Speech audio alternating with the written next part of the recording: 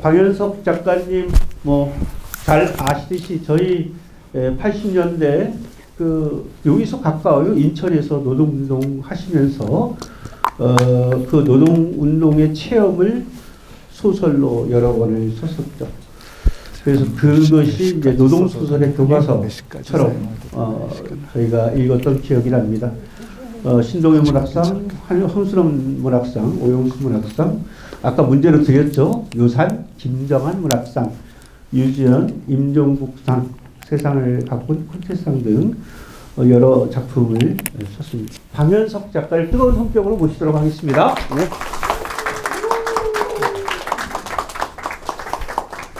죄송합니다. 안녕하세요. 헌신은 무한했지만 바란 대가는 아무것도 없었던 사람들의 이야기 범도를 통해서 여러분 만나 뵙게 돼서 대단히 반갑습니다. 제가 이 소설을 처음 쓰기로 작정했던 건 13년 전 만주에서였습니다. 신흥무관학교가 문을 열었던 서간도, 그리고 봉오동 청산리 전투 전적지가 있는 북간도, 안중근 참모 중장이 처형당했고, 신채호 선생이 옥사했고, 이회영 선생이 수감 생활을 했던 리순 감옥을 답사하면서 저는 전율했습니다. 이토록 많은, 이토록 눈물겹게 감동적인 사람들의 이야기를 우리 역사는 지금까지 어떻게 이토록 철저하게 지우고 덮어버릴 수가 있었을까? 한국의 삶을 책임져야 할 우리 문학은, 또 소설을 쓰면서 살아온 저는 대체 이 아름다운 사람들의 이야기를 외면하고 뭘 써온 것일까? 대학에서 문해창작학과 학생들에게 어떤 인간의 이야기를 어떻게 다루어야 하는지를 가르치면서 살아온 저를 너무나 부끄럽게 만드는 사람들의 이야기가 제게 말을 걸어왔고, 그렇게 시작한 이야기를 책으로 내기까지 13년이 딱 걸렸습니다. 제가 이 소설을 처음 쓰기 시작할 때부터 주인공이 홍범도 장군은 아니었습니다. 저는 10여 년 동안 이 소설을 쓰기 위해서 취재하고 조사하고 준비하면서 주인공을 여러 번 바꿔가면서 쓰려고 시도했습니다. 그러나 번번이 실패했습니다. 그 한 사람 한 사람 다른 주인공들도 다 충분히 역사적으로 대단한 사람들이었고, 소설의 주인공으로 손색 없이 매력적인 사람들이었습니다. 그러나 그 어떤 사람도 항일 무장투쟁사 전체를 관통하면서 항일 무장투쟁에 뛰어들었던 사람들이 어떤 사람이었는지를 총체적으로 보여줄 수는 없었습니다. 오직 홍범도 장군만이 항일 무장투쟁사 전체를 관통하면서 항일 무장투쟁에 뛰어들었던 사람들이 대체 어떤 사람들이었는지 총체적으로 보여줄 수 있다는 사실을 깨닫는데 10여 년이 걸렸습니다. 제가 홍범도 장군을 저희 부대장으로, 이 소설의 주인공으로 선택했던 가장 첫 번째 이유는 무엇보다도 그가 믿을 수 있는 사람이었기 때문이었습니다. 홍범도 장군은 말이 많은 사람이 아니었습니다. 글도 남긴 게 거의 없습니다. 홍범도 장군이 자신의 파란만장했던 생애 전체를 정리한 게 홍범도 일지입니다. 저 일지 전체가 A4 용지 10장도 되지 않습니다.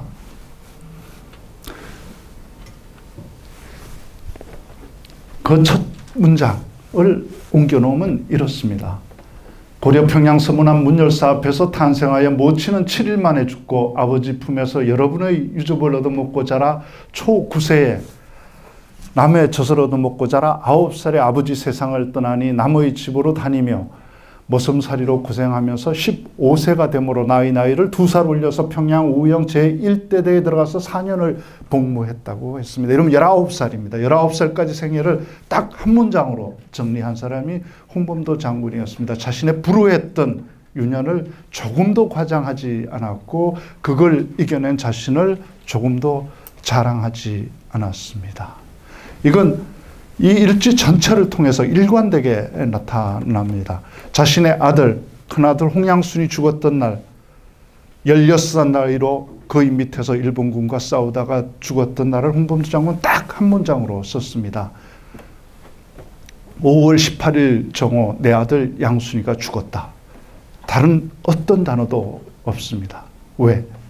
그날 죽은 게 자기 아들 하나만은 아니었기 때문에 다른 사람들에 비해서 단 한 글자도 더 쓰지 않았던 사람이 홍범도 장군이었습니다. 그리고 홍범도 장군을 주인공으로 선택했던 것은 그가 주인공의 자리를 양보할 줄 아는 주인공이었기 때문이었습니다. 이 소설의 주인공은 혼자서 주인공 다 해먹는 그런 사람이면 안 되었습니다. 이름조차 남기지 못하고 시신도 남기지 못하고 사라진 그 수많은 항일 무장투쟁에서 희생한 사람들의 이름들을 다 주인공으로 만들어 줄 아는 주인공만이 이 소설의 주인공이 될 자격이 있었습니다. 홍범도 장군만이 그런 사람이었습니다. 홍범도 장군이 처음 독립군들을 조직해서 항일투쟁에 나섰던 조직 부대를 만들어서 싸웠던 게 항일연합포연대 포수들 부대였습니다. 그 부대 만들었을 때 홍범도 장군은 자기가 총대장 하지 않았습니다. 가장 나이가 많았던 원로포수 임창근을 총대장으로 추대했습니다. 비록 후사도 없고 자식도 없고 가난한 포수였지만 평생을 오직 포수로만 살았던 사람, 포수 아닌 다른 무엇도 한 적이 없었고 포수 아닌 다른 어떤 것도 되려고 시도한 적이 없었던 오로지 포수로만 살았던 사람 임창근을 총대장으로 추대하고 자기는 그 밑에서 참모로 시작했던 사람이 홍범도 장군이었습니다. 봉오동 전투에서도 홍범도 장군은 총사령관이 아니었습니다. 대부분 사람들이 봉오동 전투하면 당연히 홍범도 장군이 총사령관일 거라고 생각합니다. 그렇지 않습니다. 봉오동 전투의 총사령관은 최진동이었습니다. 최진동은 봉오동 일대의 땅을 다 소유하고 있는 대지주, 장주였습니다. 봉오동은 사람들이 상상하듯이 무인지경의 그런 산악지대가 아닙니다. 상촌, 중촌, 하촌 세 개 마을이 있는 곳이었습니다. 150여 가구가 있는 그 마을을 중심으로 만주 일대에 당시 부산 땅 7배의 토지를 가지고 있었던 사람이 최진동 형제입니다. 최진동, 최운산, 최치용, 삼형제는 어마어마한 부자였습니다. 1,500명에 달하는 당시 봉오동 전투에 참전한 군인들의 새끼를 먹이고 입히고 재울 수 있는 사람은 오직 최진동 형제 한 사람뿐이 없었습니다. 그 사람에게 봉오동 전투에서 홍범도 장군은 기꺼이 총사령관직을 내줍니다. 그리고 자기는 그 밑에 가서 일군 사령관으로 싸웠습니다. 자기보다 나이도 훨씬 어리고 전투 경력도 일천한 최진동에게 사령관 자리를 내주고 기꺼이 그 밑에서 싸웠던 사람이 홍범도 장군이었습니다. 다른 사람을 주인공으로 만들어줄 줄 아는 주인공이 홍범도 장군이었습니다. 그리고 무엇보다 홍범도 장군은 포수였습니다. 홍범도 부대가 다른 어병들 부대가 연전연패할 때 연전연성할 수 있었던 것은 그 부대가 바로 포수들 부대였기 때문에 그렇습니다. 총 한 번 쏘아본 적이 없는 농민들로 구성된 어병부대, 머슴들 데리고 다니면서 어병한 양반들의 어병부대와는 포수들로 구성된 어병부대는 비교 불가의 전투력을 가지고 있었습니다. 가진 총알의 숫자만큼 적을 잡을 수 있는 사람들이 포수들이었습니다. 군대 갔다 오신 분들 알겠지만 군인들 총 그렇게 많이 쏘지 않습니다. 사격 훈련하는 날, 그날 한번 쏘면 끝입니다. 그러나 포수들은 일상적으로 총기를 사용하는 사람들입니다. 총이 자기 신체의 일부처럼 익숙하고 실전에서 그 누구보다 유능한 사람들이 포수들이었습니다. 홍범도 부대가 포수 부대였다는 것은 단순히 전투력이 뛰어난, 사격술이 뛰어난 부대였다는 것만 의미하지 않습니다. 포수들의 철학으로 무장되어 있는 부대가 홍범도 부대였습니다. 어떤 분야에서나 경지에 이른 사람들은 철학을 가지고 있습니다. 공장에서 용접을 하는 사람들도 용접의 도 같은 사람들은 그냥 용접만 잘하지 않습니다. 사람을 볼 줄 알고 세상의 질서를 읽을 줄 알고 삶과 죽음에 대해서 자기 철학이 뚜렷합니다. 중국집에서 짜장면 만드는 사람들도 경지에 오른 주방장들은 그냥 짜장면만 절대 잘 만들지 않습니다. 홍범도 부대는 바로 그런 포수로 경지에 오른 사람들이 가진 철학을 공유한 부대였습니다.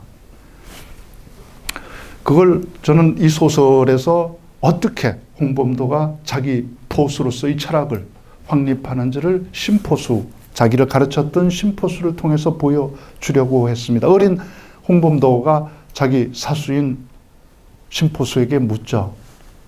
아니, 왜 날마다 나가서 사냥하지 않고 툭하면 포수막에서 빈둥거리냐.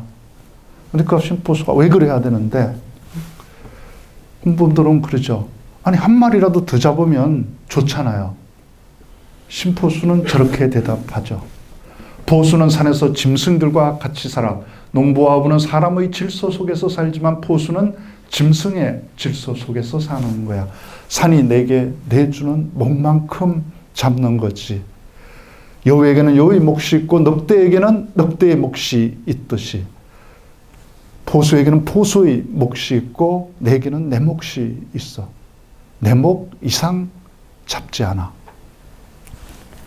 내 목 아닌 것을 탐하지 않는, 남의 몫을 탐내지 않는 것이 필요한 것 이상 잡지 않는 것. 그게 포수의 삶의 철학이었습니다. 죽음에 대한 철학도 홍범도는 사수인 심포수에게 배우죠.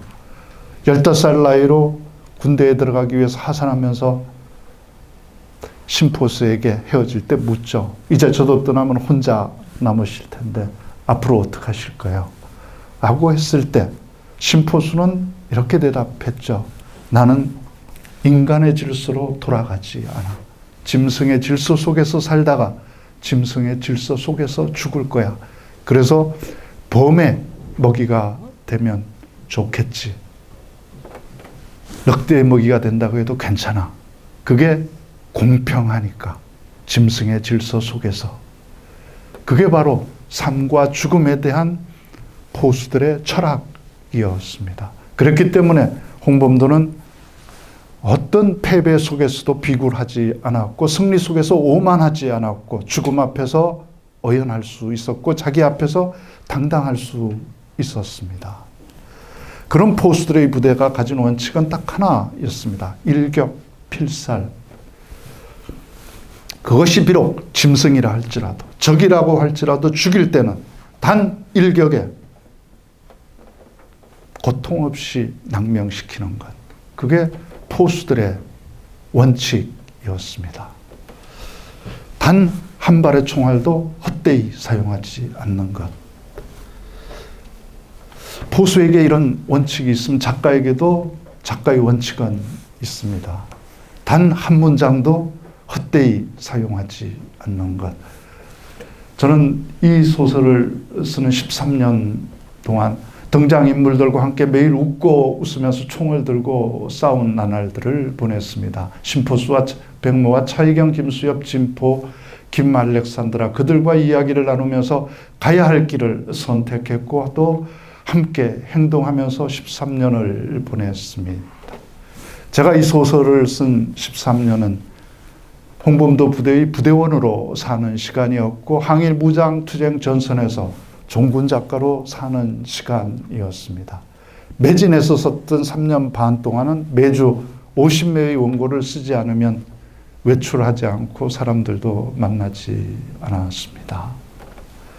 친구들 오랜만에 만나서 술 한잔 해도 옛날처럼 조금도 즐겁지가 않아서 심드름해서 슬그머니 일어나서 집으로 돌아가서 홍범도 부대 부대원들과 함께 내일 어디로 가서 어떻게 싸워야 할지 의논하고 결정하고 그 결정을 옮겨 쓰는 게 훨씬 행복했던 3년 반을 보냈습니다. 그것이 소설가라고 하는 직업에 부여된 고단한 의무이자 매력이고 또 소설가만이 누릴 수 있는 특권이었습니다. 저는 이 소설을 쓰면서 단 하나의 원칙만은 끝까지 지키려고 했습니다. 어떤 인물도 마네킹처럼 세워두지는 않겠다. 그것이 비록 적이라 할지라도 밀정이고 악당이고 친일파라 할지라도 심장이 뜨거운 인간, 자기 욕망과 동기가 분명한 인간들로 그려두려고 노력했습니다. 이 소설의 가장 대표적인 친일파로 나오는 실제 인물입니다. 박상준이라고 하는 인물은 홍범도에게 이렇게 얘기하죠. 네가 왜 일본군하고 싸우는데? 우리는 임진왜란 때 벌써 일본한테 졌어야 됐다. 이순신이 잘못 이겼다. 그때 졌으면 우리가 이렇게 지금처럼 부패한 나라에서 가난하고 비참하게 살지가 않는다. 일본 봐라. 일본 육군의 제2인자 하세가와 요시미치는 지 아버지가 최하급 무사, 하사관에 불과한데도 지 능력이 뛰어나니까 지금 일본 육군의 최고위직에 오르지 않았냐. 너 뭐냐? 네가 일본하고 싸워서 이겨서 나라 되찾으면 너한테 돌아오는 게 뭔데? 다시 머슴? 다시 포수? 그 짓을 왜 해? 나와 함께 손잡고 총독부로 가자. 가서 새 나라를 건설하는 데 앞장서자. 그러면 너는 조선 최고의 장군으로 대접받을 수 있다. 나는 문관으로 승승장구할 수 있다.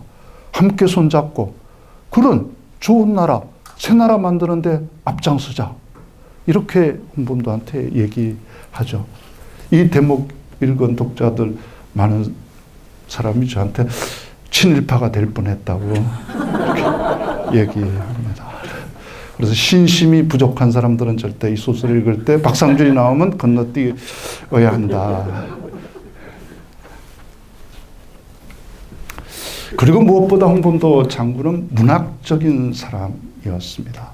문학은 그 어떤 과학이나 이론으로도 증명할 수 없지만 우리의 삶 속에는 분명히 존재하고 있는 그 어떤 진실이 있습니다. 그 진실에 다가가는 길 없는 길이 바로 문학이라고 하는 것입니다. 홍범도 장군은 아무도 가지 않았던 길을 최악의 조건 속에서 스스로 개척하고 스스로 길이 되었던 사람이었습니다. 일찍이 홍범도 장군보다 더 문학적인 사람은 우리 근현대사에서 저는 없었다고 생각합니다. 이렇게 훌륭한 사람들의 이야기를 제가 이토록 훌륭하게 썼는데 책을 내고 나니까 아무도 작품에 대해서는 물어보지를 않고 홍범도 장군 흉상은 왜 파내냐? 어? 항일 무장 투쟁을 한 사람들은 뭘 그렇게 잘못했냐고 물어서 제가 PT 4장을 끼워 넣었습니다. 저기 있는 맨 왼쪽이 홍범도 장군, 그 다음에 김좌진 장군, 가운데가 신흥 무관학교를 만들었던 이회영 선생, 그 다음에 지청청 장군, 그 다음에 이범석 장군입니다. 저 사람들의 흉상을 만들 때 육사는 2018년에 스스로 저렇게 밝혔습니다. 독립군은 총과 실탄도 제대로 갖추지 못하고 싸웠지만 이들의 일생으로 탄생한 후배들은 무장을 완비하고 나라를 지키고 있음을 기억하고 다시는 누구도 넘볼 수 없는 나라를 만들고 지키는 군의 간성을 양성하는 정신적 사표로 삼기 위해서 저 흉상을 세운다고 했습니다. 저 흉상은 우리 국군이 사용한 훈련용 탄환 5만 발을 수거해서 그 탄피를 녹여서 300kg의 동으로 만든 게 저 흉상입니다. 저걸 뜯어내겠다고 우리나라 국방부가 얘기하고 있습니다. 저들은 누구인가? 저는 제가 이 소설을 쓰면서 참고했던 170권이 넘는 자료 책자들과 기록, 정언들을 들어서 저 사람들이 누구를 설명할 수 있습니다. 그 중에서 딱 4장의 자료만 보여줘도 저는 충분히 저 사람들이 누구인지 한마디로 설명할 수 있다. 저들은 대한민국의 첫 군인이었고 대한민국의 이름으로 수행한 첫 전쟁의 첫 전투를 승리로 이끌었던 우리 군의 영웅들이라고 저는 규정할 수 있습니다. 4장만 보여드리겠습니다. 첫 번째, 이게 대한민국 최초의 헌법인 대한민국 어정원에서 발표한 1919년 4월 1일 발표한 대한민국 임시헌장입니다. 저 헌장 제1조에는 대한민국은 민주공화제로 한다고 되어 있습니다. 바로 현재 우리나라의 헌법 대한민국은 민주공화국이다 하는 이 정통성은 바로 1919년 4월 11일 발표한 저 최초의 헌법 제1조에서부터 비롯되는 것입니다. 저 헌법 제6조에 분명히 대한민국 인민은 병력의 의무가 있다고 썼습니다. 저 병력의 의무에 처음으로 응했던 사람들이 바로 봉오동 전투에 참전한 군인들이었습니다. 저 헌법이 반포된 그해 12월에 홍범도 장군이 발표한 유고문, 포고문입니다. 맨 끝에 여기 보면 한자로 대한민국 원년 12월이라고 되어 있습니다. 1919년이라고도 쓰지 않았습니다. 바로 대한민국 원년 12월에 홍범도 장군은 노령주둔 대한독립군 대장 홍범도, 참모 박경철, 참모 이병채 이름으로 이런 포고문을 내놓습니다. 대한독립을 세계에 선포한 후 위로는 임시정부가 군국 대사를 주관하며 아래로는 민중이 단결하여 만세를 제창하니 우리의 공전저루할 독립군이 출동하였도다. 강권 아래서 오직 정의와 인도만 추창하는 것도 불가능한 일이요 무권리 상태의 민중들이 한갑 평화의 위와 국제연맹에만 의뢰함도 역시 불가능한 일이다. 고로 배수의 진을 치고 일전을 벌여 적의 무릎을 꿇려야 마땅하나 가벼이 행동에 나서지 못하는 것은 오직 정부의 공명정대한 선전포고를 대기해야 하기 때문이라고 했습니다. 정부의 포고에 따라서 싸우겠다고 한 분명한 입장을 밝히고 있습니다. 다음은 대한민국 임시정부 국무부가 발표한 최초의 포고문, 국무부 포고 제1호입니다.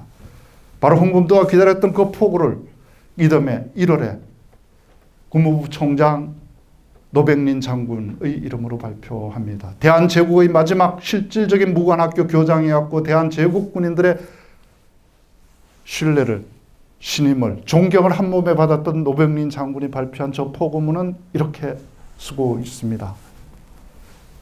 중용한 대한의 남녀여 혈전의 시각 광복의 계절이 도래하였도다. 너도 나가고 나도 나갈지라 정의를 위하여 자유를 위하여 민족을 위하여 철과 혈로서 조국을 살릴 때가 이때가 아닌가. 혼 있고 피 있는 대한의 남녀여 선조를 위하여 후손을 위하여 무고한 외적에게 학살당하는 너희 부모 형제 자매를 위하여 최후의 희생을 바칠 때가 이때가 아닌가. 바로 이 국무부 포고를 통해서 대한민국 임시정부는 1920년을 항일 무장 독립전쟁의 원년으로 선포했습니다. 바로 이 항일 무장 투쟁 선포에 따라서 홍범도는 그해 6월 봉오동 전투에 나섭니다. 대한독립전쟁 첫 전투에 나서면서 홍범도는 자기 부하들에게 이런 출정사를 했고 저는 소설 범도 제2권 507쪽에서 두었습니다. 대한독립전쟁의 제1회전에 참전한 대원 여러분, 우리는 부패한 나라 조선도 아니고 허울뿐이었던 대한제국도 아닌 대한민국이 소집한 군대에 발을 들여놓은 첫 군인들이요. 이 한마디를 마지막 숨이 먹는 순간까지 명심해야 하오. 자, 모두 따라하시오. 우리가 힘을 내야. 우리가 힘을 내야. 아, 이렇게 해서 힘이 나겠습니까? 좀 제대로 해봅시다. 우리가 힘을 내야. 우리가 힘을 내야. 대한이 힘을 낸다. 대한이 힘을 낸다. 이건 뭐 당시에 녹음기가 없어서 이렇게 했다는 증거는 남아있지 않습니다. 그러나 제가 지어낸 구호는 아니고요. 당시 많은 독립군 부대에서 저 구호를 사용했다는 기록들이 나옵니다. 그래서 홍범도 부대도 사용했을 개연성이 굉장히 높은 구호입니다. 그리고 이 전투가 끝났을 때 상해판 독립신문은 저렇게 보도합니다. 우리 군 700여 명은 포위망에 들어온 적을 급사격으로 공격했다. 적이 120여 명의 사상자를 내고 괴멸적 패주를 함에 따라 바로 추격전을 펼쳐 현재 전투 중에 있다고 했습니다. 저기서 분명히 우리 군이라고 밝히고 있습니다. 상해판 독립신문은 그냥 신문 아닙니다. 대한민국 임시정부의 기관지였습니다. 대한민국 임시정부 기관지의 저 보도는 정부 공보에 해당하는 것이고 정부 공보에서 우리 군이라고 분명히 밝히고 있습니다. 저기서 굉장히 이례적인 표현 하나가 나옵니다. 홍범도는 직접 이계 중대의 직할대를 중북단에 포진했다. 특히 이화일 분대장이 이끄는 이중대 3소대 제1분들을 접전에 잠복시켜 양패 퇴각해 하여 적을 유인케 했다고 쓰고 있습니다. 분대장 이름을 정부 공부에 쓰는 굉장히 이례적이죠. 제 소설 범도에서 대장급 분대장이라고 쓴 사람이 바로 저 이화일 분대장이죠. 어디에나 그런 사람들 있죠. 교육감급 평교사도 있고 평교사급 교육감도 있고 그렇죠. 저 이화일은 봉오동 전투 보셨습니까? 혹시 보신 분 있나요? 영화. 네, 영화 봉오동 전투에 보면 일본군한테 밀릴 때 끝까지 기관총 들고 혼자서 남아서 싸우는 배우 한 명 나오죠. 누군지 기억하십니까? 제가 선물 가져온 거 있습니다. 마치면 돈 주고 살 수 없는 범도는 굿즈노트를 드리겠습니다. 누구였죠? 봉오동 전투 보신 분 배우 기억 안 납니까? 예? 이화일 역을 하고 있는 네, 유준열. 지금 누가 유준열이라고 그랬습니까? 보고라도 빨리 얘기할 수 있어요. 드리겠습니다. 조금만 기다리시죠. 바로 유준열 역입니다. 유준열 역은 그 영화에서 그냥 극적으로 멋있게 포장한 인물이 아닙니다. 바로 독립군의 정신, 독립군의 핵심 전술이 뭔지를 보여주는 배역입니다. 독립군의 정신은 나를 희생해서 우리를 지킨다는 거였습니다. 아무리 뛰어나다고 해도 압도적인 무장력과 압도적인 병력을 가지고 있는 일본군을 상대로 어떻게 독립군들이 대적이 되겠습니까? 그럼에도 불구하고 40년을 일본군과 계속 싸울 수 있었던 것은 바로 저 독립군의 정신이 있었기 때문입니다. 적에게 일본군에게 밀리면 몇 명이 남아서 끝까지 죽어주면서 싸우는 겁니다. 그 사이에 독립군 부대는 퇴각해서 대우를 정비하고 다시 다음 싸움에 나갈 수 있었습니다. 그렇게 또 나가서 또 밀리면 또 누군가 몇 사람이 남아서 죽어주면서 싸우는 거예요. 그래서 또 정비해서 대우를 주셔서 다시 붙고 또 밀리면 또 몇 사람이 남아서 그렇게 죽어준 겁니다. 그렇게 나를 희생해서 우리 부대를 지켜낸 게 독립군들이었습니다. 그건 독립군의 단순한 정신이 아니고 거의 유일하다시피 한 사실은 독립군의 전술이었습니다. 누구에게도 누구를 지명해서 네가 남아서 죽으라고 하지 않았지만 누군가 남아서 끝까지 죽으면서 싸워준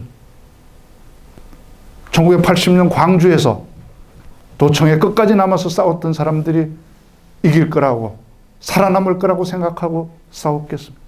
죽어준 거죠. 누군가는 이 역사의 순간을 마지막까지 지켜냈다는 것을 보여주기 위해서 죽어준 거죠. 그게 바로 독립군들이었습니다. 우리 독립군이 모두 희생해서라도 우리 나라, 우리 결의를 지켜야 한다는 정신, 그것이 바로 독립군의 정신이고 이화일이 보여준 장면이었습니다. 우리는 바로 이 독립군들이 그 정신으로 싸워서 남겨준 나라에 살고 있습니다. 우리는 흔히 프랑스 레지스탕스 운동은 굉장히 대단하고 우리는 아무것도 안 하고 그저 독립을 주선 줄 아는 사람이 많습니다. 천만의 말씀입니다. 프랑스 레지스탕스 운동 고작 4년 했습니다. 우리 항일 무장 독립 전쟁 40년 했습니다. 1920년대에만 만주 연해주에 있었던 항일 무장 독립투쟁 부대가 100개가 넘었고 거기에 참가한 독립군이 2만 명이 넘었습니다. 이게 프랑스 레지스탕스 운동보다 못합니까?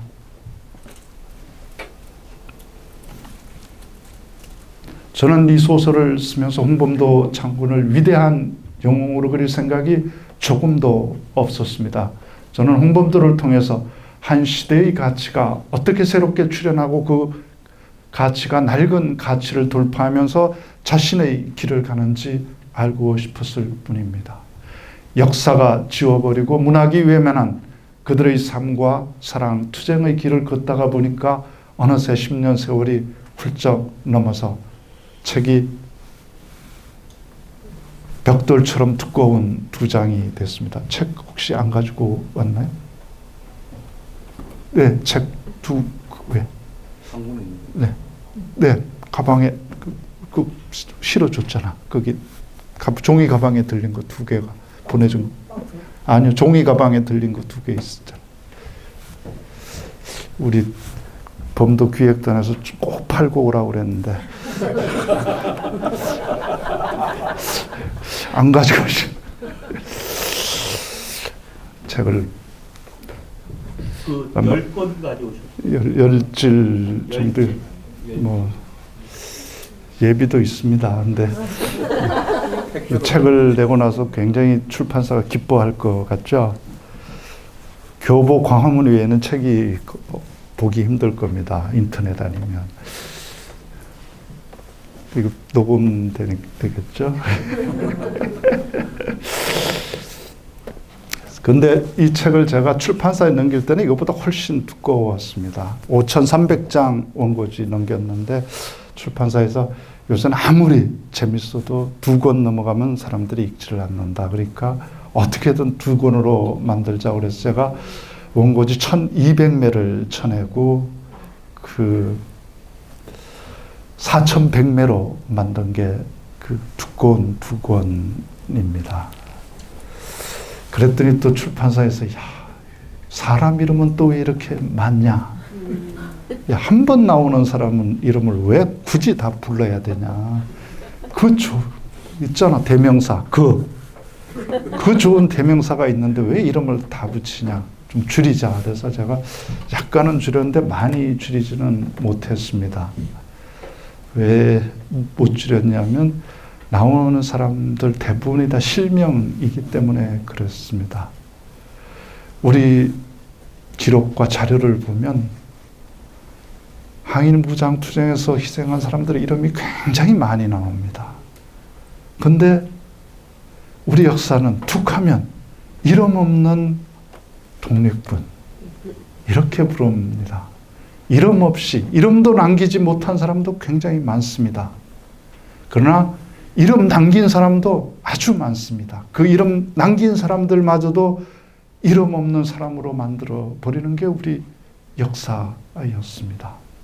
어떤 역사책, 어느 페이지에서도 이름 한번 불러주지 않은 그 사람들의 이름을 저는 제 소설 속에서라도 한번 불러주고 싶었습니다.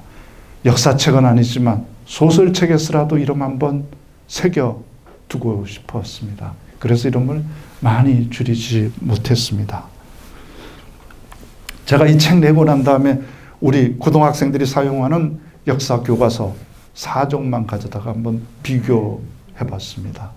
제 소설에 나오지 않는 이름들은 하나도 없었습니다. 제 소설에 나오는 수많은 사람 중에 교과서가 이름 불러주는 사람, 저 왼쪽에 있는 사람들이 거의 다입니다. 저 오른쪽에 있는 사람들, 저 왼쪽에 있는 사람들보다 조금도 덜 감동적이지 않고 덜 대단하지 않은 사람들인데 이름 한번 어느 책, 어느 페이지에 불러주지 않습니다. 저 맨 밑에 있는 우리 역사가, 우리 민족이 결코 용서해서는 안 될 사람, 반드시 기억해야 될 민족의 반역자들, 저 이름 어느 역사책에서도 쓰지 않습니다. 이게 제 소설에 나오는 인물의 지도입니다. 이게 작아서 잘 안 보일 텐데 4분의 1만 떼어서 확대해 놓으면 이렇습니다. 이거 4개 있습니다. 이 사람들 이름 어느 페이지에 어느 역사책에서도 한번 써주지 않습니다. 이 사람들은 그냥 어떤 기억의 보살핌도 받지 못한 채 사라져도 괜찮은 사람들의 이름인가? 이 지도는 제가 그린 것도 아닙니다. 대전에 북콘서트 하러 갔더니 어느 독자가 그려다가 줘서 제가 이거 들고 다니면서 써먹고 있습니다. 이 사람들 뿐이겠습니까? 제 소설도 이름 한번 불러주지 못한, 제 소설 속에서도 이름 한번 불리지 못한 사람들이 얼마나 많습니까? 그 사람들이 어떤 사람이었나? 제 소설에 나오는 사람 몇 사람, 제 소설 속에서도 이름 한번 주지 못한 사람들, 그 사람들이 어떤 사람인지 제가 몇 사람만 보여드리겠습니다. 먼저 훈춘의 호랑이라고 불렸던 황병길과 그의 아내 김숙경입니다. 황병길은 가난한 소장농의 아들이었습니다. 15살에 결혼해서 이듬해 만주에 가서 독립군이 된 사나이였습니다. 아내 김숙경이 보면 얼마나 황당했겠습니까? 결혼했는데 이듬해 남편이 만주 가더니 돌아오질 않아. 그래서 만주에 찾아갔더니 연해주 갔다 그래서 또 연해주까지 찾아갔더니 독립군이 되어 있었어요. 함께 독립군이 되었습니다. 황병길은 서당 문턱에도 들어가 본 적이 없는 사람이었습니다. 어깨로 문어 배운 글을 자기 아내, 일자무식인 자기 아내 김숙경에게 가르쳤습니다. 김숙경은 그렇게 배운 글을 자기 시아버지 황우섭에게 가르쳤습니다. 온 가족이 독립군이 되었습니다. 그의 큰딸 황정신, 그의 하나뿐인 아들 황정혜도 다 독립군이 되었습니다. 온 가족이 독립군. 황병길은 훈춘의 호랑이로 불리는 훈춘의 독립군의 대장이었습니다. 봉오동 전투가 있었던 바로 그해 6월에 두만강을 건너서 일본군 초소를 습격하고 돌아오다가 전사했습니다. 그의 아내 김숙경은 계속해서 남편의 뒤를 따라 싸웠습니다. 그의 딸 황정씨는 훈춘에서 제일 똑똑한 여학생이었습니다. 영국인 학교의 학생으로서 너무나 총명했기 때문에 영국인 학교 교장이 자기가 모든 비용을 다 대서 영국으로 유학시켜 주겠다고 했을 때 김숙경은 자기 딸에게 저렇게 얘기합니다. 나라를 빼앗긴 지금 너에게 중요한 것이 박사인지 잘 생각해 보아라. 아버지의 원수를 갚고 나라를 되찾는 것이 먼저인지 외국에 나가서 저기다 주세요. 저기다. 왜 저한테 팔려고 그러면 그건 좀 곤란하지. 네. 외국에 나가서 박사를 따는 게 먼저인지 잘 생각해 봐라. 그리고 네가 스스로 판단해서 결정해라. 황정씨는 유학을 포기하고 만주에서 소학교 교사가 되어서 민족 교육을 하면서 비밀 결사 조직에 들어가서 싸우다가 일본군과 교전 중에 전사했습니다. 저들의 하나뿐이 없던 아들 황정혜도 23살 나이로 일본군과 교전 중에 전사했습니다. 저 사람들은 그냥 독립을 위해서 싸웠던 사람, 미래를 위해서 싸웠던 사람들 아닙니다. 스스로 독립적인 삶을 살았고 미래를 앞당겨서 현실로 살았던 사람들이었습니다. 황병길은 자기 아내 김숙경을 늘 숙경씨라고 불렀습니다. 김숙경 씨는 자기 남편을 황선생이라고 불렀습니다. 저 사람들 미국, 일본 유학 갔다 온 사람들도 아닙니다. 110년 전에 자기 아내를 숙경 씨라고 불렀던 사람들이었습니다. 저 딸이 쓴 일기가 있습니다. 우리는 딸이었지만 단 한 번도 아들과 다른 대접을 받은 적이 없었다.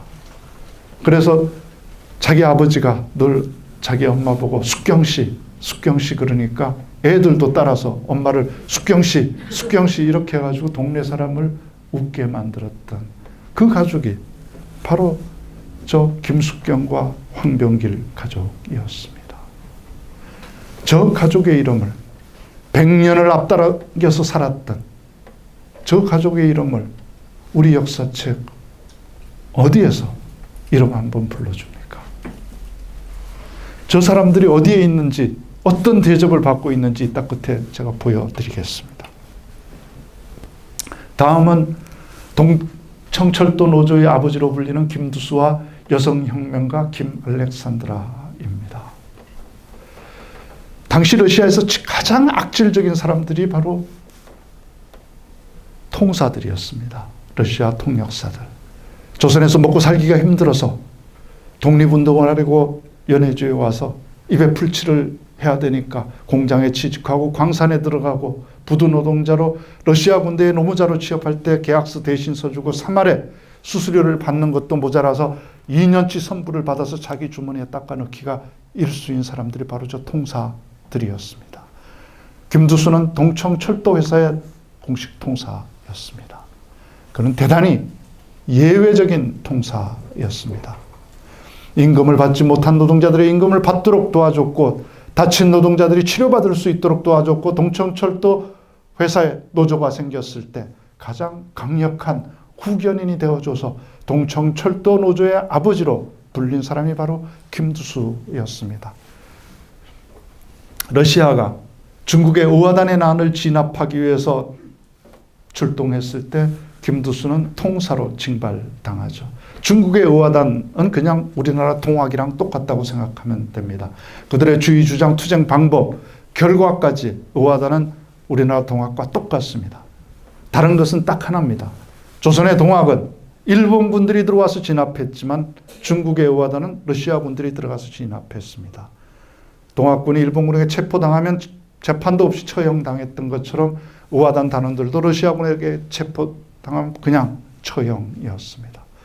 처형의 위기에 있는 수백 명의 중국인들을 조선인 옷으로 갈아입혀서 하얀 옷으로 갈아입혀서 조선인을 위장시켜서 살려주었던 사람이 바로 김두수였습니다. 조선인 천사로 불렸던 사람이죠. 우리는 신들러 리스트에 신들러 이름은 그렇게 잘 알면서 김두수의 이름은 아무도 기억하지 않습니다. 김두수가 과로로 급사했을 때 김 알렉산드라는 아버지의 절친한 친구였던 폴란드계 러시아인 철도 기술자와 결혼합니다. 그러나 결혼에 실패하죠. 어린 아들 하나를 안고 블라디보스톡에 가서 사범학교에 들어가서 졸업하고 교사가 됩니다. 김 알렉산드라는 아버지가 러시아군 통사로 징발당했을 때 13살 나이로 이미 동청철도 회사에 통사를 대행했던 천재소녀였습니다.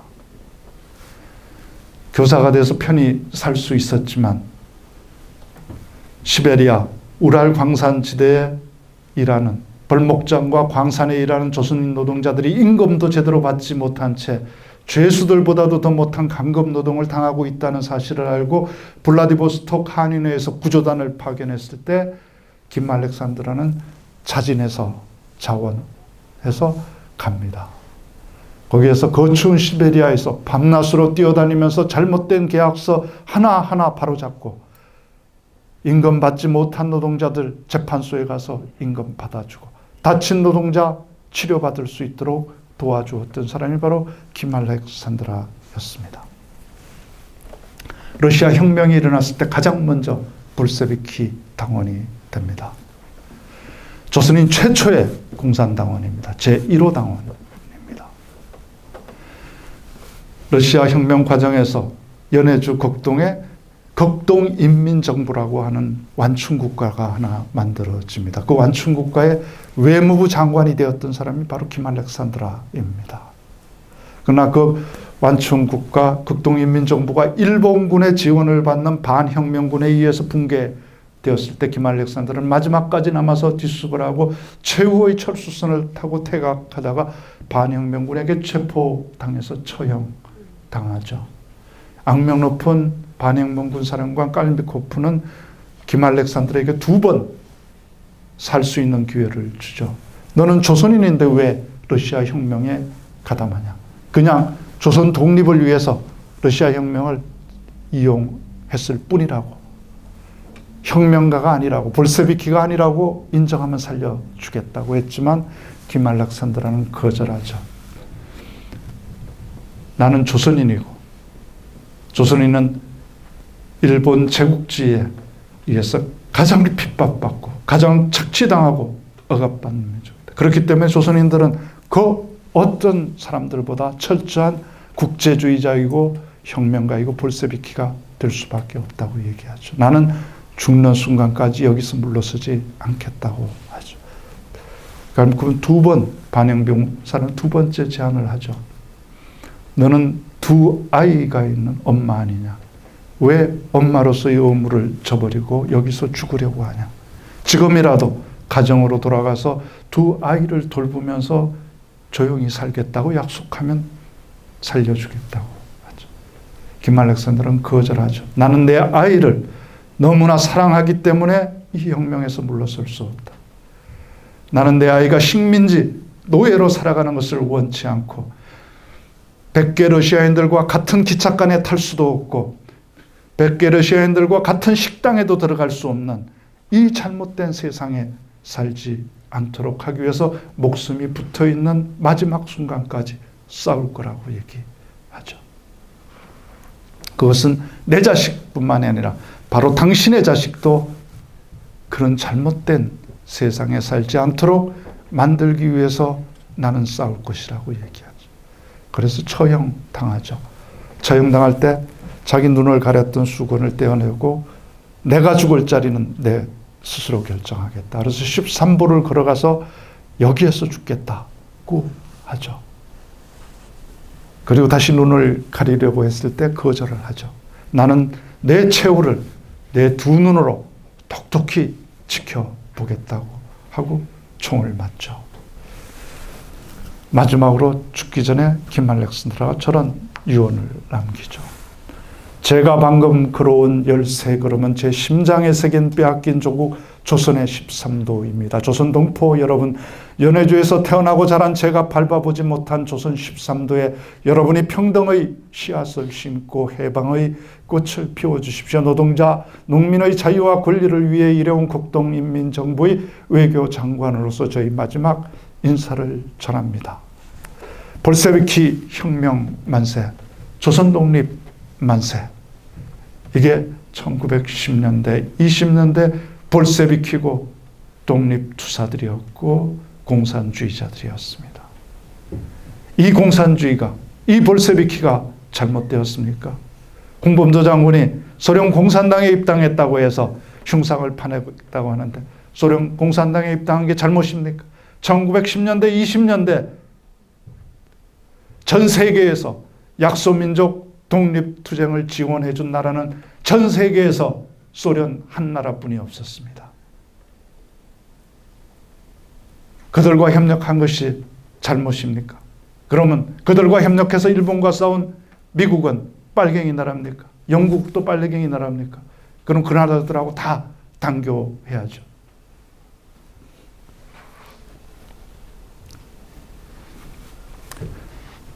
김 알렉산더는 아무르강에 던져졌죠. 시체, 물고기 밥으로.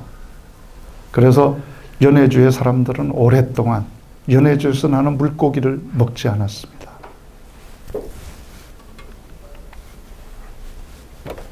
또 한 사람 박서양이 있습니다. 우리나라 최초의 의사 7명 중에 한 사람이죠. 재중원 1기로 들어가서 최초로 의사가 되었던 7명 중에 한 사람 박서양은 백정의 아들이었습니다. 당시만 해도 백정은 이름도 성도 호적도 없는 투명인간이었습니다. 봉주리로 불렸던 소년 박서양이 최초로 의사가 됐죠. 저 사진의 가운데 두건 쓰고 서양인 의사들 사이에 두건 쓰고 있는 사나이가 바로 박서양입니다. 재중원 1기로 졸업한 다음 최초로 외과 수술을 했고 그리고 세브란스 의전의 최초의 조선인 교수가 되었고 고종을 진료하는 왕실 출입이가 되었지만 봉오동 전투가 준비되었을 때 기꺼이 종군 의사로 참전하죠.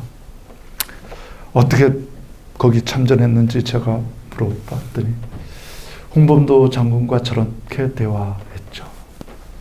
후회하지 않겠느냐고 홍범도 장군이 물었을 때 박서양은 후회는 지킬 게 있는 사람들이 하는 것이죠. 이름도 성도 없었던 제게 지킬 무엇이 있어서 후회하겠습니까? 홍범도 장군은 그래도 이건 전쟁이고 목숨을 걸어야 하는 거라고 했을 때 박서양은 이렇게 말하죠. 저는 사는 게 날마다 전쟁이었습니다. 물론 이것도 녹음기가 없어서 녹음을 해놓지 못해서 기록은 없습니다. 제가 두 사람에게 홍범도와 박사양이 어떻게 이 전투를 함께 했는지 물어봤더니 저렇게 얘기하고 같이 싸우기로 했다고 그래서 제가 옮겨 적어두었습니다.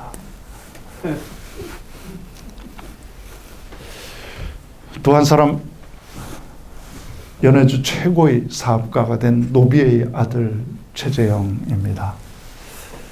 최재형 아버지는 노비였죠.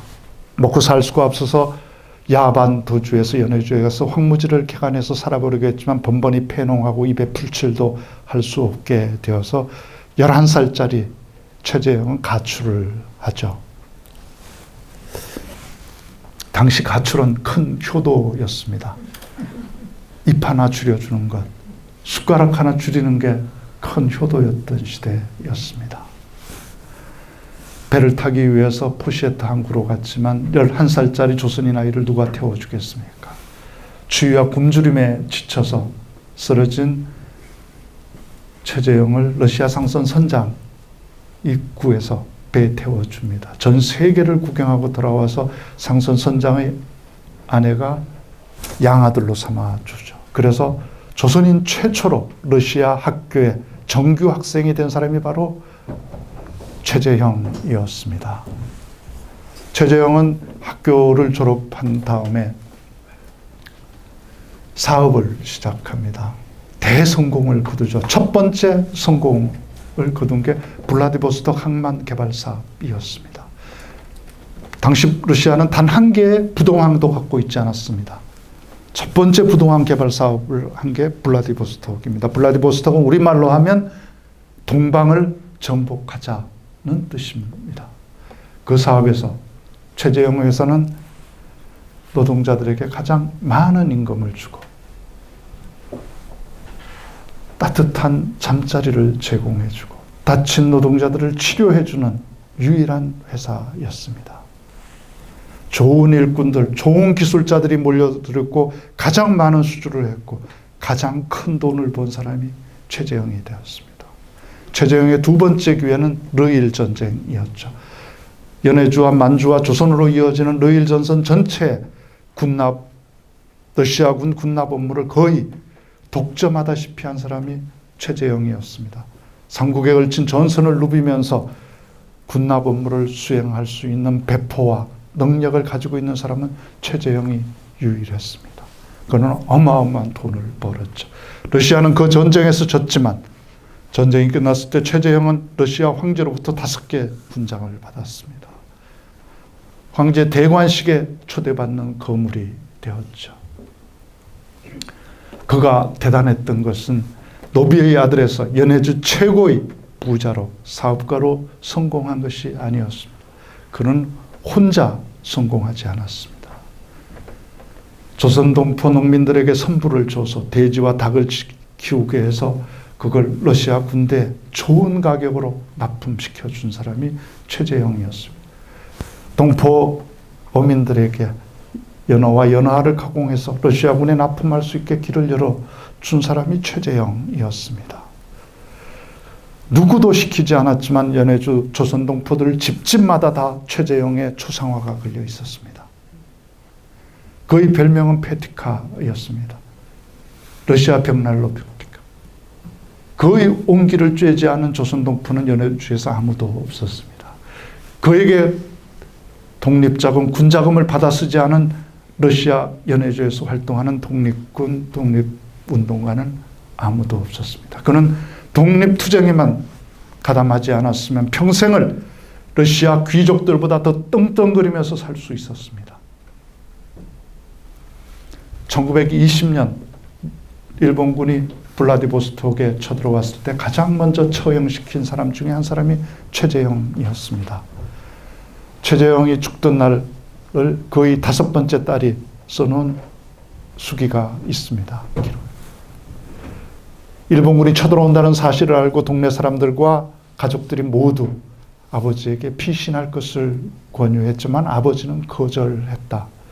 내가 도망가면 너희들이 모두 일본군에 끌려가 나를 찾아내라고 고문당할 것이다. 살아갈 날이 얼마 남지 않은 나는 죽더라도 살아갈 날이 많은 너희들은 살아남아야 한다. 그 일지 다음은 이렇게 쓰여져 있습니다. 다음 날 새벽 나는 2층 창가 커튼 사이로 아버지가 일본군에게 끌려가는 뒷모습을 지켜보았다. 그것이 마지막이었다. 그리고 지금까지도 최재형은 시체도 찾지 못했습니다. 마지막 대한제국의 외교관 리범진 있습니다. 1905년 외교권을 빼앗긴 다음에 전 세계의 외교관이 다 대한제국 외교관들이 소환당했지만 리범진 한 사람만 응하지 않습니다. 5년 동안 혼자서 공사관을 유지했던 리범진은 경술 국치를 당한 다음에 러시아 황실과 유럽 제국을 상대로 이 부당한 강제병합을 인정하지 말아달라고 외교활동을 펼쳤지만 모두 무위로 돌아간 다음에 자결하죠. 자결하기 전날 저녁에 자기 전 재산을 단 한 푼도 남기지 않고 모두 분급해서 미국에 있는 독립단체 얼마, 블라디보스톡에 있는 독립군에게 얼마, 만주에 얼마씩 나눠주라고 다 유서를 써서 남겨두고 자기 관값을 직접 장의사에 가서 미리 지불해두고 자기 거실에서 목을 메고 권총을 쏘아서 자결하죠. 자결하면서 자기가 충성을 다 바쳤던 왕을 이를 복위시키려고 했던 고종에게 원망과 분노에 찬 유서 한 장을 남기죠. 우리나라는 망했습니다. 피하는 모든 권력을 잃었습니다. 저는 적을 토벌할 수도 적에게 복수할 수도 없는 이 상황 앞에서 깊은 절망에 빠져 있습니다. 자결 외에 제가 할 수 있는 일이 없습니다. 오늘 목숨을 끊습니다. 저 앉아있는 이범진 옆에 있는 게 리위종입니다. 오늘 대통령이 저기 가서 리위종 이름을 거론했다고 그 사람 욕하던 이모 정치인이 훌륭한 일 했다고 신문에 났대요. 오늘 저 리위종이죠. 아버지를 따라서 미국, 프랑스, 오스트리아, 러시아에서 생활하면서 5개국어에 능통했던 청년 외교관이었죠. 프랑스 사관학교와 러시아 사관학교 두 군데를 졸업하고 러시아 주 총독, 토벌주 총독의 사위가 되었던 엘리트였죠. 네덜란드에 가서 똑똑히 보았죠. 헤이거 만국 평화회의장에 발도 들여놓지 못한 약소국 대표들이 다 물러났을 때 이휘종만 남아서 전 세계에서 온 기자들을 상대로 규탄 연설을 했죠. 왜 앞으로는 약소국의 독립을 지원한다고 하면서 뒤로는 오로지 강대국의 이익만 대변하냐. 차라리 총칼이 유일한 법전이고 강한 자는 무슨 짓을 해도 처벌받지 않는다고 왜 솔직하게 고백하지 않느냐고 규탄하는 성명을 남겨서 전 세계에 보도된 유명한 사나이가 되었죠. 볼셰비키 혁명이 일어났을 때 가장 먼저 혁명에 뛰어듭니다.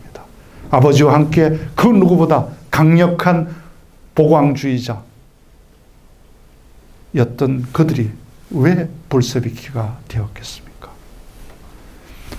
리위종은 토벌주 주총독의 집을 나와서 그 궁궐 같은 집을 나와서 가족들과 인연을 끊고 볼셰비키로 항일 무장투쟁 전사로 살다가 죽었습니다.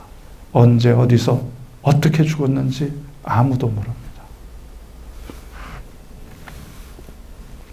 이 책 내고 나서 어디까지 사실이고 어디까지 허구냐고 묻는 사람 많았습니다. 제가 시간이 없으니까 제 책에도 나오지 않는 이 사람 얘기를 하고 마무리하겠습니다. 제 소설의 주인공 백모와 여주인공 백모와는 허구지만 모델이 2명 있습니다. 하나는 앨리스 현이고 한 사람은 안경신입니다.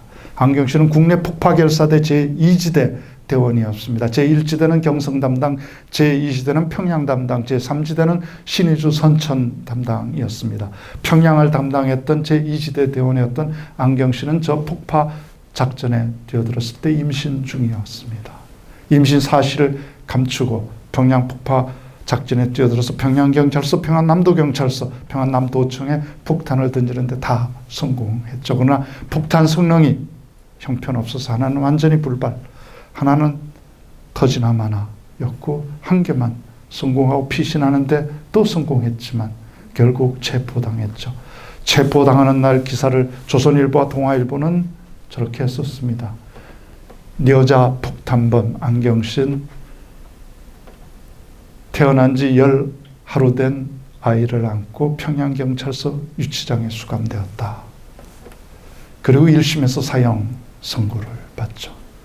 그네를 구출하기 위해서 그네를 파견했던 광복군 총령사령관 이탁과 결사대장 장덕진, 김구 3명이 이름을 까고 조선총독부에 공개장을 보내죠. 이번 작전은 임시정부가 지령하고 광복군 총령사령관 이탁이 지휘하고 결사대장 장덕진이 수행한 작전으로 안경신과 무관하다. 석방해라. 이렇게 스스로 했다고 이름을 까고 주장하고 나선 자들이 있고 증거는 불충분했기 때문에 10년으로 감형당하죠. 1927년에 출감한 직후에 조선일보와 인터뷰한 기사가 지금도 검색하면 나옵니다.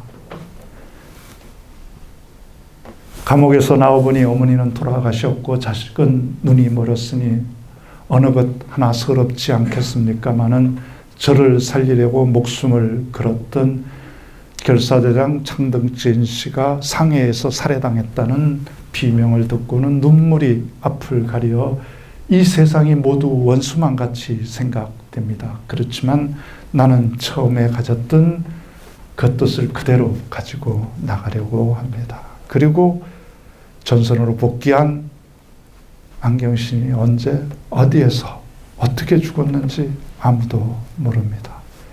그녀가 어디 저기 위패 하나로 남아 있습니다. 어디에 있는지 보여드리겠습니다. 이 얘기는 여기 선생님들 계시죠?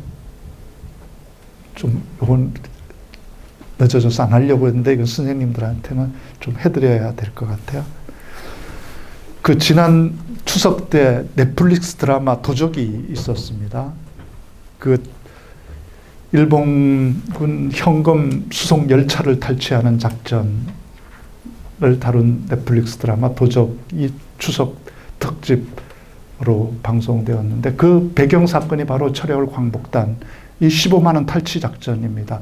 영화 놈놈놈의 작전도 같은 작전입니다. 제 소설에 이제 철혈 광복단원들의 작전으로 나오는데 실제 15만 원 현금 수송 마차를 턴 사건이었습니다. 이 작전에 참여한 대부분의 단원들이 다 창동중학 학생들이었습니다. 출신. 15만 원 터는데 성공하죠. 엄청난 돈이었습니다. 당시 독립군 한 명 무장시키는데 30원이었습니다. 소총 1정, 탄환 100발 한 세트에 15만 원이면 5천 명 무장시킬 수 있었습니다. 그러나 밀정에게 걸려서 돈 다 뺏기고 교수형 당하죠. 그 중에 막내가 20살이었습니다. 한상우. 1심에서 그만 막내인데다가 참여 가담 정도가 낮았기 때문에 무기징역 선고받았습니다. 근데 2심에 가서 사형당하죠. 1심에 무기였는데. 바로 저 최후 진술을 한 죄였어요. 우리는 아무 잘못도 없고 이 재판 결과 인정할 수 없다. 그 괘씸죄로 사형당했죠. 이 작전에 참가했던 대원들 다수가 나온 창동중학교는 1935년에 일본군들이 와서 주둔합니다. 막사로 쓰려고 했을 때 동네 주민들과 졸업생들이 다 불질러서 태워버리죠, 학교를. 그리고 자진 폐교합니다. 그리고 저 비석 하나 세워놨습니다. 지금도 가면 있습니다. 볼 수 있습니다. 사원기념비라고 되어 있죠. 저 뒷면에는 이렇게 써져 있습니다. 자기들 이름, 그 학교 짓는데 돈 된 사람, 운영하는데 희사한 사람, 거기 나와서 성공한 사람 이름 하나도 쓰지 않습니다. 오직 자신들을 가르쳤던 스승들의 이름과 은혜말을 적고 있습니다. 창동중학 원장 오상건 이병철 남성우 언사 신홍남 김동만 홍만 이진호 김희택 송창희 심혈을 기울여 우리를 교양하셨다. 위대하도다. 스승의 은혜 아름다워라. 창동이여. 창동에서 배운 200여 제자들은 잊지 못할 스승의 그 은공을 이 비에 새겨 칭송하노라. 이게 전문입니다. 요새 선생님 하기 힘들죠. 방학 때 틈이 나면 꼭 만주에 가서 저 비를 한번 보고 오시면 많은 위로와 힘이 생길 겁니다. 그 사람들 지금 어디에 있나? 지금 얘기했던 한상호 20살 나이로 1심에서 무기였다가 2심에서 항의했다가 사형당한 한상호, 그 뒤에 바로 같은 작진에 뛰어들었던 같이 교수형 당한 서대문에서 임국정, 윤준이 차례로 나란히 있습니다. 저 맨 뒤에 보면 그 뒤에 가면 민족의 어리라고 하는 비석 하나 보이죠. 눈 좋은 분들은 저 누구 글씨체인지 알 겁니다. 누구 글씨 같습니까? 다카키 마사오. 민족의 그 뒤로 보이는 저 초라한 반지하 공간 하나 있습니다. 저 초라한 반지하 공간을 무후선열재단이라고 합니다. 무후선열재단은 후손이 없는, 핏줄 하나 남기지 못해서 제사 지내줄 사람도 없는, 시신도 남기지 못하고 뼈자각 하나도 찾지를 못해서 무덤도 설지 못하는 사람들, 바로 그 사람들을 모셔놓은 장소가 무후선열재단입니다. 저 초라한 반지하, 저 뒤에 나무로 가려져서 잘 안 보이는지 저 나무 가려진 위에 저 무선열재단을 깔고 있는 사람들이 누굴까? 바로 제2 장군 묘역입니다. 친일파 장군들의 묘역. 맨 오른쪽 제1번 일본 육사 26기 일본 육군 대령으로 일본이 망하는 그날 1945년 8월 15일 아침까지 일본군에 충성을 다 바치다가 일본이 망하니까 도망와서 미 군정청 군사고문으로 들어가서 대한민국 초대 육군 참모총장이 된 사람. 저 묘비에 가보십시오. 우리 군의 아버지라고 쓰여져 있습니다. 저 네 번째 신태용. 일본 육사 26기 일본 육군 중령으로 일본이 망하는 그날까지 충성을 다 바치다가 미군정 치하에서 창군 작업에 참여하고 제3대 대한민국 육군 참모총장이 되었던 사람. 저들이 바로 창군의 직접적인 공로가 있는 사람이라고 해서 직접적으로 창군과 관계가 없는 5명의 육사 흉상을 뜯어내고 창군의 직접 공로가 있는 사람들을 기리겠다 하는 사람들이 바로 저 사람들입니다. 바로 저 사람들. 일본 육사 26기 중에 오직 한 사람만 대한민국 정부에서 임시정부에서 항일 무장투쟁에 참여할 것으로 호소했을 때 응했죠. 지청천 한 명이었습니다. 저기 나와 있죠. 초대 이영준부터 21대 이세호까지 단 한 명도 빠짐없이 일본 육군 만주군, 일본 육사 만주군관학교 간도특수 출신입니다.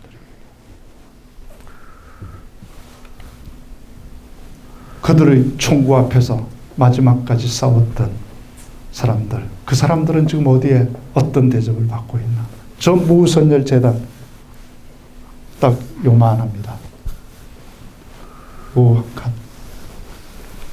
그 안에 빽빽히 손바닥만한 위패 하나로 남아 있습니다. 아까 얘기했던 황병길 저 오른쪽 아래 이름 보이죠? 저 위에 오른쪽 위에 안경신. 여기 제 소설에 안중근 하얼빈 참모총장이 하얼빈 갈 때 돈 달라고 하니까 안 줘서 강도당했던 황해도 출신의 뛰어난 의병장 이진용, 이숙산으로도 불리는 저기 있습니다. 저 왼쪽 위에 빈자리 하나 보이죠? 저 홍범도 장군이 있던 자리입니다. 봉오동으로 이제 해서 카자흐스탄에서 모셔와서 대전 현충원에 모시면서 저기 빼낸 자리입니다. 그 바로 오른쪽에 보이죠? 이위종 저기 있습니다. 이게 바로 우리나라 일본에 빌붙어서 우리 동포들을 학살했던 사람들이 받고 있는 예우와 그 사람들이 총구 앞에서 마지막 날까지 싸웠던 사람들이 받고 있는 대접입니다. 홍범도 장군은 보안할 때 카자흐스탄 정부가 국립문서보관소에 있던 문서 한 장 같이 보냈죠. 홍범도 장군이 받았던 마지막 취업 명령서였습니다. 1939년 3월 25일부터 월 100루블의 봉급을 받고 고려극장 수의로 일한다. 당시 러시아 노동자들의 평균 임금 200루블이었습니다. 그 절반 받고 일하다가 돌아가셨습니다. 죽기 열흘 전에 그렇게 모은 봉급 다 들어서 단 한 번도 누구로부터도 존중받아 보지 못하고 누구로부터도 대접받아 보지 못하고 단 한 번도 배불리 먹어보지 못한 자신의 부하들, 동지들 불러서 흥성하게 잔치를 열어서 먹이고 빈손으로 떠났습니다. 핏줄 하나 남기지 못했습니다.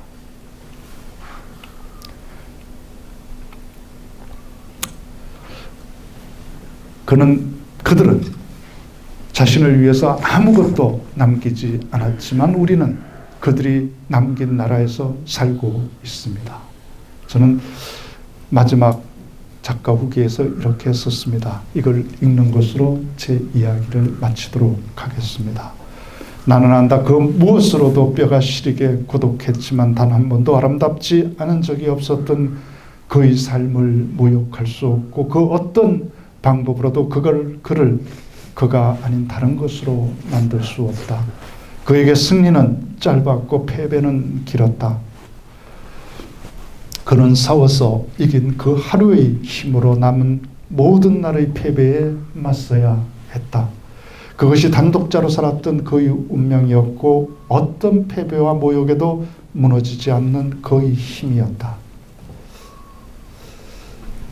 제 말이 거짓말인지 진짜인지는 만주에 한번 가보시면 확인할 수 있습니다.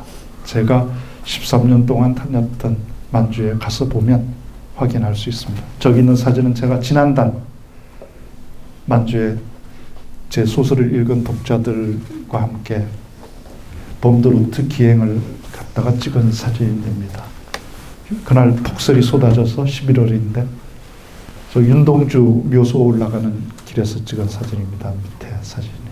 저 위에 사진은 홍범도 장군이 봉오동 전투에 앞선 전초전이었던 삼툰자 전투가 있었던 바로 북한 두만강이 내려다 보이는 곳에서 찍은 홍범도 장군이 섰던 자리입니다. 저 건너편에 보이는 저 산이 다 북한입니다. 그리고 저 오른쪽 사진, 저 뒤에 사이에 보이는 게 두만강입니다. 방학에 교사 선생님의 역할이 어떤 건가 확인하고 싶으면 만주로 가보십시오. 1월과 2월에 범도루트 기행이 있습니다. 네, 제 얘기는 여기에서 마치겠습니다. 긴 시간 감사합니다. 그리고 늦어서 거듭 죄송합니다. 자, 우리 방현석 작가님께서 정말 그 핵심, 그 다음에 고갱이를 딱 뽑아서 정말 여러분들에게, 이 시흥에 계신 분들에게 이렇게 좋은 강연을 드렸습니다. 자, 여기 앞에 책 10질이 있습니다. 혹시 방현석 그 저자 사인본을 갖는다라는 건 굉장히 큰 영광인 거 아시죠? 가보로 나중에 딱 이렇게 친필 사인본 있으면 나중에 갑으로 물려주셔도 됩니다. 그래서 여기서 지금 받겠습니다. 자, 질문 너무 늦어갖고 지금 질문 없고 여기 특별한 분 두 분 오셨어요.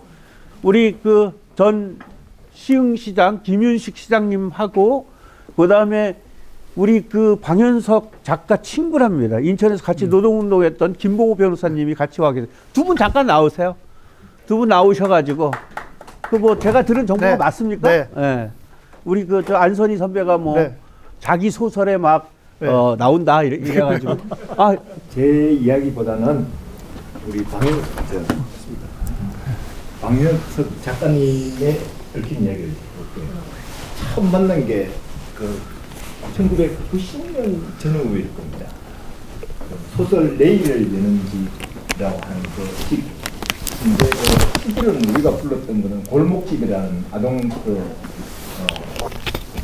노동자들 애들 돌보는 집. 돌보 하여튼 뭐 애들 돌보는 그 집에서 처음 만났고, 그리고 같이 이제 그 인도역 그 간부였죠. 지도하는 간부였고, 지도하는 거 아니고요. 심부름하는 간사였습니다. 그리고 우리 저 집사람 안선희 씨는 당시에 한국 매우론 노동자 상국장이었고, 그 다음에 저는 그 당시에 그 옆에서 떠돌아다니는 정치 활동을 열심히 하는 이렇게 지하 활동 열심히 하는 무서운 게 나오는데요. 예, 그렇게 했던 그렇게 인연을 만났고, 안선희 시의원이 구속되면서 더 강하게 이렇게 됐는데, 근데 지금 보니까 작가로 변신하니까 나는 좀 섭섭하네.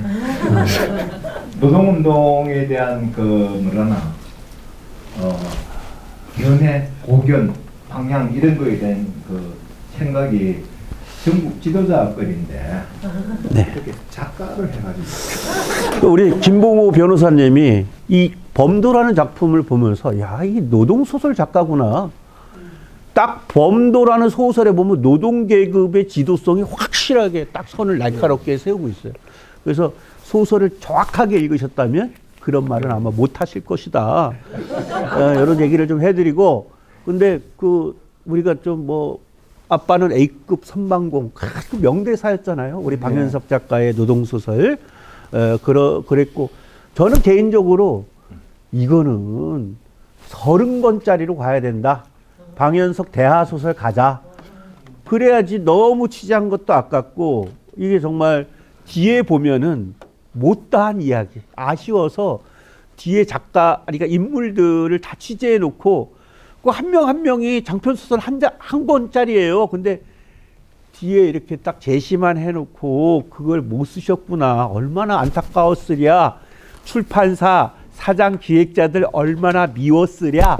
막 이런 생각이 들더라고요. 그래서 정말 대단하신데요. 중요한 건 10번 이렇게 칭찬하는 것보다 저는 샀어요. 그러니까 그 책 한 권씩 사서 사인 받는 게 그게 소중한 지혜입니다. 우리 같이 사진 한번 찍고 앞으로 다 나와 주시죠. 죄송합니다. 같이 사진 찍겠습니다.